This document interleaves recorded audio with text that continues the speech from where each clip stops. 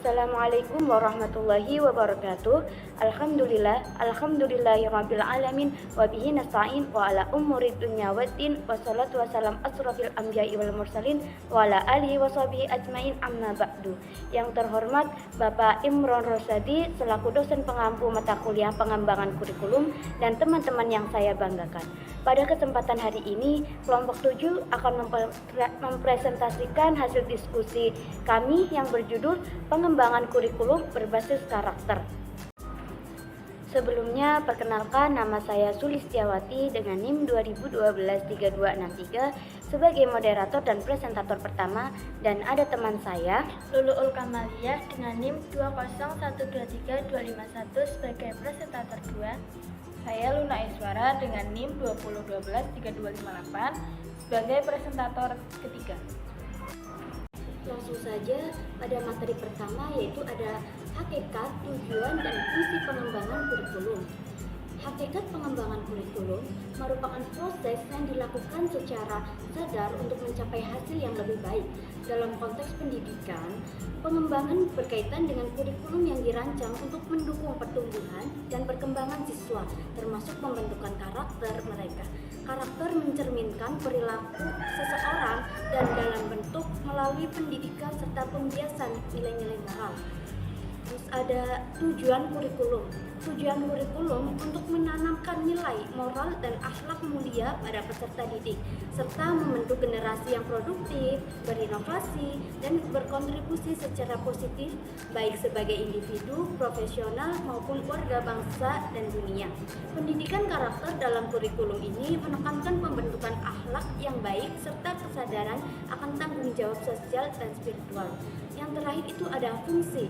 Fungsi dari kurikulum ini meliputi pengembangan potensi peserta didik sebagai individu yang berkarakter dan memiliki nilai-nilai budaya bangsa, menumbuhkan kebiasaan serta perilaku terpuji yang sesuai dengan nilai-nilai universal dan budaya religius, menanamkan jiwa kepemimpinan serta tanggung jawab sebagai generasi penerus bangsa, membentuk peserta didik yang mandiri, kreatif, dan berwawasan kebangsaan, serta menciptakan lingkungan sekolah yang aman, jujur, inovatif, dan penuh rasa persahabatan serta kebangsaan. Selanjutnya akan dibawakan oleh teman saya, yaitu presentator yang kedua. Baik, selanjutnya yaitu nilai-nilai pembentukan dan proses pendidikan karakter. Pendidikan karakter di satuan pendidikan telah lama dikembangkan melalui program operasional masing-masing sekolah. Untuk memperkuat implementasinya, telah ditetapkan 18 nilai karakter utama yang bersumber dari agama, Pancasila, budaya, dan tujuan pendidikan nasional. Meskipun demikian, satuan pendidikan memiliki kebebasan untuk menentukan prioritas nilai yang akan dikembangkan sesuai dengan kebutuhan. Selain itu, keteladanan guru menjadi kunci utama dalam keberhasilan pendidikan karakter. Guru yang memiliki karakter terpuji dapat memberdayakan, membiasakan, dan menanam nilai-nilai positif kepada peserta didik melalui contoh nyata dalam keseharian.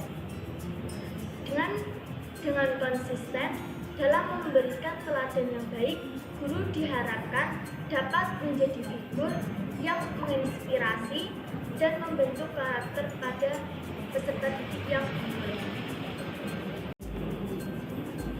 Yang selanjutnya, strategi pelaksanaan pendidikan karakter.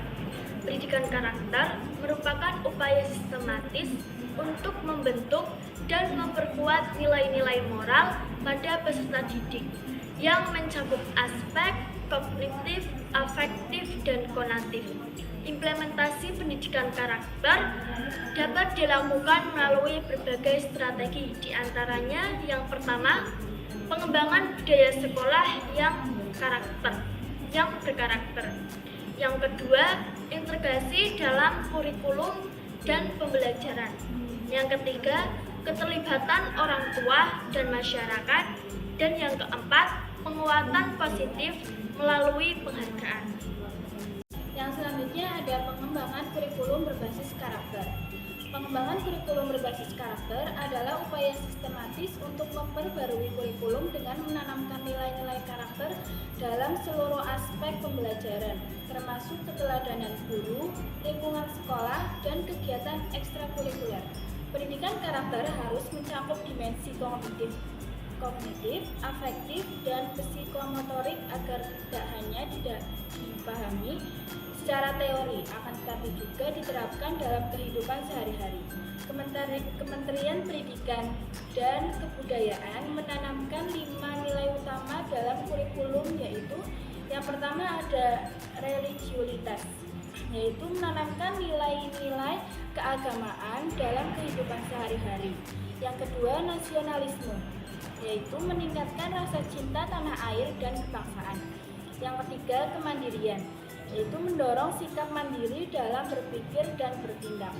Yang keempat, gotong royong, mengembangkan sikap kerjasama dan kepedulian sosial.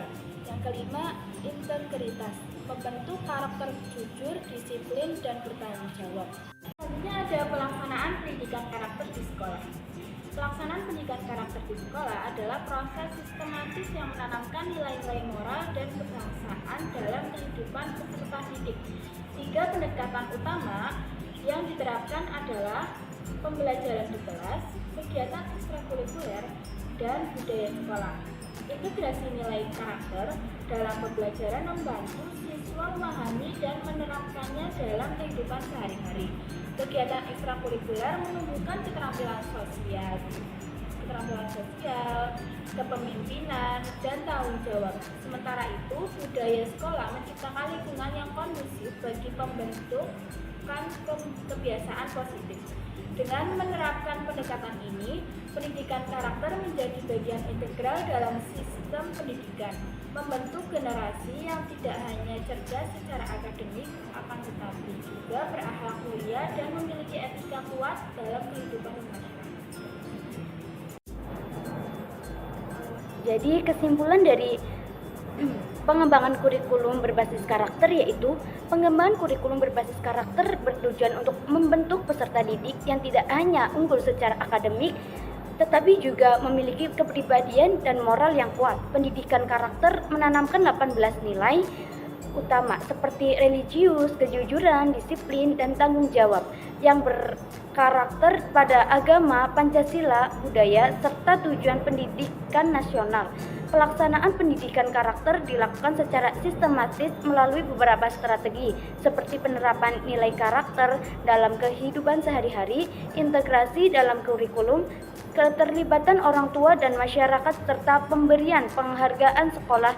Juga menerapkan pendekatan utama yakni pembelajaran di kelas, kegiatan ekstrakurikuler, dan budaya sekolah untuk memastikan karakter peserta didik berkembang secara optimal. Sekian yang dapat kelompok 7 sampaikan. Bila ada kekurangan materi, tutur kata yang kurang berkenan mohon dimaafkan. Wassalamualaikum warahmatullahi wabarakatuh.